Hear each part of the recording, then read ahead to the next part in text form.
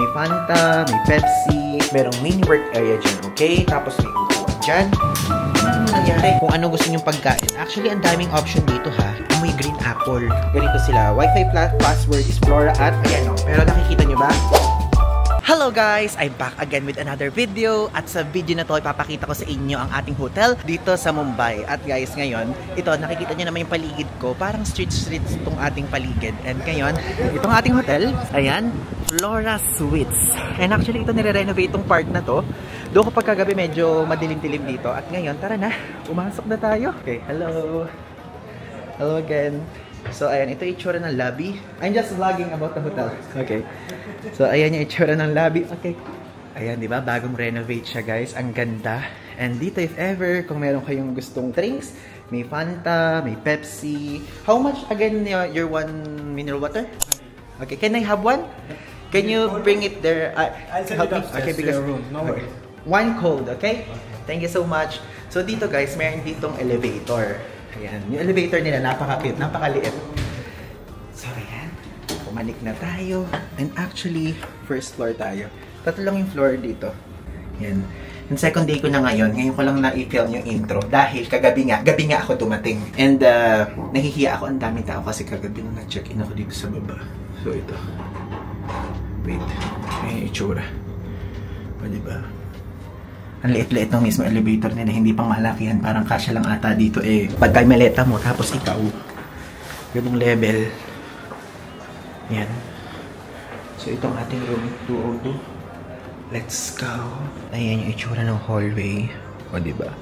May hagdan na option, tapos may option naman na kung gusto nyo mag-elevator. E di mag-elevator kayo, wala namang pumipigil sa inyo. So, ilak na natin yan. At ngayon, nakapatay na at nakasarado na yung mismong pintuan, is magpunta na tayo sa room tour! Let's go! Okay, so andito na tayo ngayon sa ating hotel room dito sa Flora Suites dito sa Mumbai. Okay, ngayon, iho-hotel and room tour ko na kayo. So, mag-start na tayo sa room tour natin. Ayan, as you can see, medyo madilim, kaya itong aking cellphone ay pinaiilaw ko sa mukha ko para makita nyo naman yung mukha ko. So, ayan, as you can see, plain and simple lang. Parang yung room lang natin sa Delhi. Napakalayo sa kasosyalan ng room natin sa Jaipur at sa mismong Agra, okay? But okay lang kasi budget version nga itong ating room dito sa Mumbai, okay? So, let's start. Ayan, ito mismo yung pintuan. And as you can see, ayan, dilock yan, ganyan. Tapos, itong area na to is yung mismong keycard. Tapos, ayan, may pa-TV dyan. Tapos, mayroon ditong pasaksakan kapag gusto nyo ditong mag-work. Merong mini work area dyan, okay? Tapos, may upuan dyan.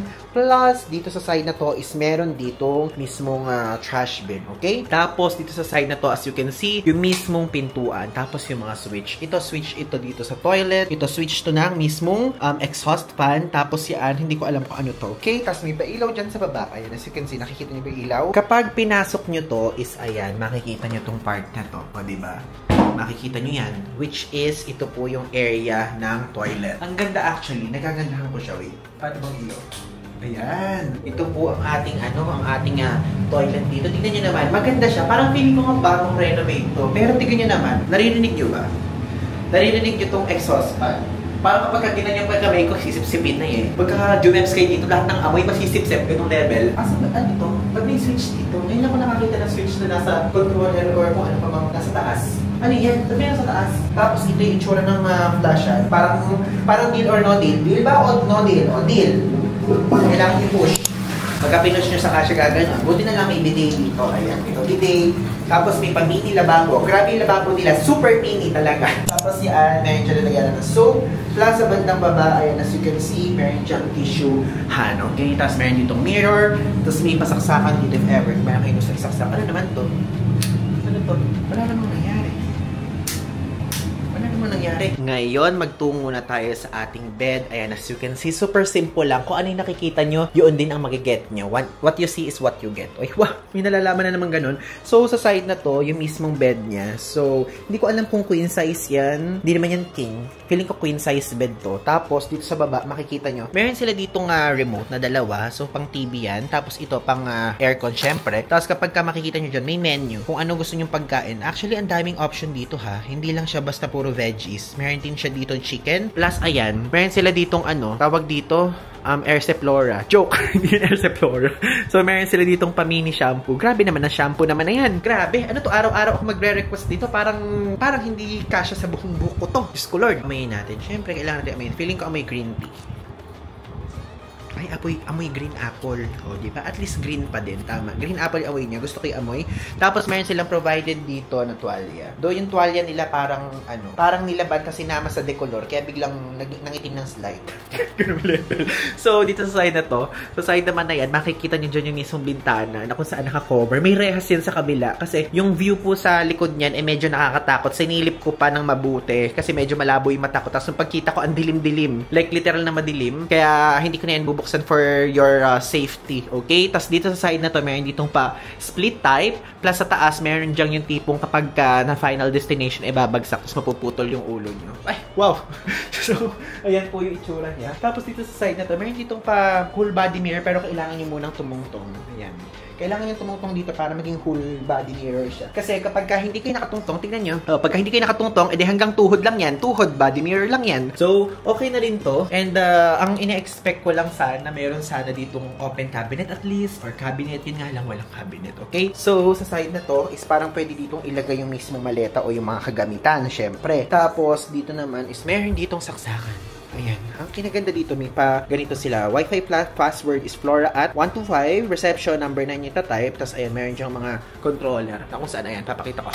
Ay, wait, ang dilim. Takot ako sa slide. Natakot ako ng slide dun sa mga pangyayari na yun, okay? Dito sa side na to, may controller din dyan mismo nga ventilador. Wait nga, takip natin to. Ayoko na hindi nakatakip, natatakot ako. Medyo natatakot. Medyo natatakot ako guys sa ano na to. Sa paligid ng mismo hotel na to be honest. So, if ever, kung kayo medyo, alam niyo yung tipong India na India yung paligid. Ganun po yung talaga yung paligid nito. Parang all Delhi yung paligid nitong hotel ko ngayon. Though maganda sa Mumbai, pero itong napili ko is yung paligid niya parang Old Delhi. Kasi, di ba nga, nung nagre-research ako, ang nakikita ko lang yung mismong building, nakikita ko lang yung mismong lugar, but yung paligid, hindi ko siya na-research yung part na yun. So, nung tinignan ko, is okay naman yung room, maganda, ayun, maganda. Yung tipong maliwanag, ganyan, hindi old yung design. So, okay siya. Pero yung paligid, kasi hindi ko siya ma-access sa Google Earth. Usually kasi kapag namimili ako ng hotel, is nag-Google Earth pa ako para makita ko yung kapaligiran. Pero ito, hindi ko nakikita. Or, kasalukuyan lang talagang ginagawa at nire-renovate. Kasi itong mismong hotel na to, puro renovated, kaya maganda siya. Tapos, yung wifi niya ang bilis, guys. Nag-speed test ako. So, yung mismong lumabas is, papakita ko sa inyo. Ayan, no. Pero nakikita nyo ba? 51.2 yung download, tapos yung upload 17.6. Pero feeling ko, pagka bandang gabi, mas bibilis pa yan. Ganung level. So, kung ano pa man yung mga magiging comment ko dito, isasabihin ko na lang sa inyo sa mga susunod na ganap natin. Ano? Kasi medyo ano siya medyo tawag dito, medyo na madali ako kasi kanina doon sa baba. Di ba usually nag-video ako ng check-in time kung paano tayo mag-check-in, ganyan. Pero hindi ako nakapag-video kasi guys, napakadami talagang Indians doon sa baba. Napakadaming mga nakatayo doon sa mismong lobby. Napakadaming mga nag-iintay. Kaya ako tong umepekto sa akin yung pagiging mahiyain. Siyempre, nahihiya din naman ako. Ayoko namang magsalita doon. Magsisigaw ako doon na, hello guys! Nandito kami ngayon, nag-check-in na, ganyan. So, hindi ko yung nagawa, guys, kasi nakakahiya. Bukas, ay mag-film na lang ako, pero ilalagay ko sa intro yung part na yun, okay? Para makita nyo. Tapos, kung ano yung magiging review ko sa mismong hotel na to is ilalagay ko na lang din, okay? Sa dulo, para makita nyo din. So, bibigay ko naman yung honest review ko. Iikutin ko na muna yung hotel kasi ayokong husgahan yung hotel hanggat hindi ko naiikot. Ayokong nagbibigay sa inyo ng recommendation, ayokong nagbibigay sa inyo ng review, ayokong nagbibigay o ng huhusga ng isang hotel kung hindi ko pa naiikot. Kasi baka mamaya may maganda naman palang mai-offer yung hotel, hinusgahan ko na base sa kapaligiran, okay? Kaya titingnan muna natin sa revisyo. Tal, ako naman lagi naman ng ako naman ng lab rat. Alam niyo lab rat? Yung tinetesting? Ako naman lagi ang tinetest ko para kayo hindi nyo nasubukan o subukan nyo someday, okay? So yun lang guys, magpapahinga na ako. Maraming salamat at abangan nyo pa mga susunod na ganap sa clips dito sa vlog na to, okay? Hello guys! Ngayon po, mag-check out na tayo dito mismo sa Flora Suites. At syempre, every room tour and hotel tour sa dulo, meron ako sa inyong binibigay na verdict or quick review, diba? Okay, so magsimula na muna tayo sa budget, sa mismong location, ganyan, at kung ano pa man mga services nila. So, okay, number 1, sa budget, napakamura ko po itong nakuha. From June 11 to June 15, 8,074.85 pesos ko siyang nakuha. And guys, napakamura na niya. Knowing na pupunta na tayo sa location ng Bahagya. Kasi ito po ay located po ito sa Flora Fountain or sikat dito yun sa Mumbai. Tapos, napakalapit ito sa Church Gate. Kapag tinatanong ako ng mga tour guide ko, which is si Alam lang naman yung tour guide ko dito sa Mumbai, sinasabi sa akin ganun, kung saan daw ba ako nakatira. So, sinasabi ko doon sa Flora Suites. Tapos, ito sinasabi nila, napaka-famous daw ng lugar na to, medyo pricey daw. Pero, pagka sinasabi nila yung sinasabi ko, I know, may hotel budget only. Ganyan lang sinasabi ko. Syempre, di ba, gano'n naman talaga kapag nandito kayo. Parang, hindi na correct grammar.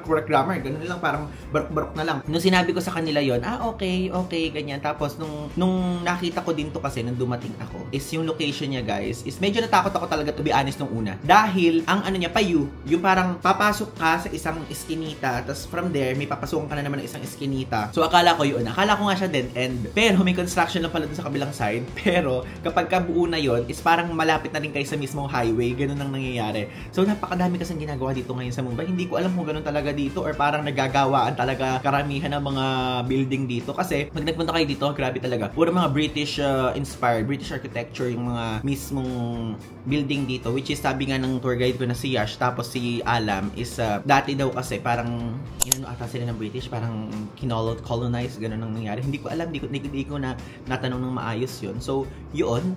And, nawala na naman tayo sa mismong topic. Sa budget, okay siya, napakamura. Sa location, okay siya. Flora Suites, located sa Flora Fountain. Tapos, malapit din sa Church Gate. So, okay. Sa services naman ng mga staff, napakababait po. Karamihan ng staff dito, male. All male staff. Tapos, karamihan din naman sa mga tour guide, male. Yun daw kasi yung usual dito sa India. Medyo kakunti lang yung female na mga nagwo-work sa mga ganong klaseng industry. Sabi ng mga tour guide ko. So, yun ang nangyari. So, okay siya. Kapag kunyari, gusto niyo ng water, is dadalhin dito, mababait, ganyan. And yun nga lang, walang kasamang water dito. Walang kasamang water dito sa hotel room ko. So, magbabayad pa ako doon sa ibaba. And aside from that is, kapag ka naman, meron naman ditong telephone. Sabihin niya lang, I want water again, ganyan. Tapos bibigay naman. Ganun naman ka babait yung mga tao dito. Mabait guys, may elevator, may bidet, malakas yung aircon. Alam nyo, first time in my travel history, hinihinaan ko guys yung aircon. Napakalakas. Ano ba yung brand nito? Mitsubishi Electric. Yun ang brand ng aircon. Napakalakas talaga. And ayun, tingnan nyo, napakaliwanag. Okay din naman siya, diba? Napaka-simple lang for its price. Tapos, nasa mismong center pa ako ng mismong Mumbai. Yun nga lang yung location nito, papasok na ganyan. So, okay siya for me. And again, if ever kung gusto nyo to, is i-click nyo lang yung link below. And also, you can use my code PaulIvanClook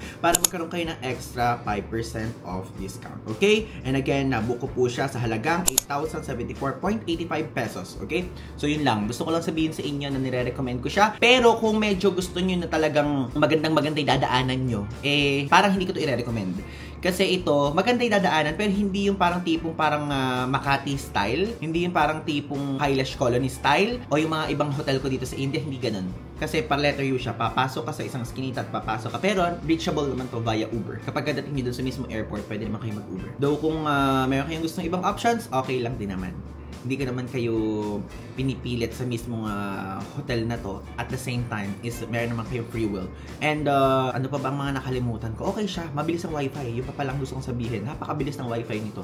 Though parang 80 Mbps lang siya, kumpara doon sa mga iba kong hotel na parang maabot ng 100. Pero ito okay na din. Nakakapag-upload din ako sa Google Drive, nakakapag-upload ako ng TikTok, nakakapag-upload ako ng kung ano-ano pa man yan. Pagka TikTok with the help of VPN, okay? So yun lang, if ever kung meron pa kayong ibang questions, just click the comment section and mag-comment kayo, okay? Or pwede namang i-DM nyo ako sa aking Instagram account, ilalagay ko dito kasi real time din ako mag-update dyan ng aking travel history at kung meron kayong gusto pang sabihin sa akin, feel free to message me directly para private message tayo, okay? Maraming salamat guys, thank you guys for watching, and again, please mag-subscribe kayo, please mag-comment kayo, at kung mabot kayo sa part na to, Mumbai Hotel, check, paki-comment yan, okay? Maraming salamat, so, again, yun lang, thanks!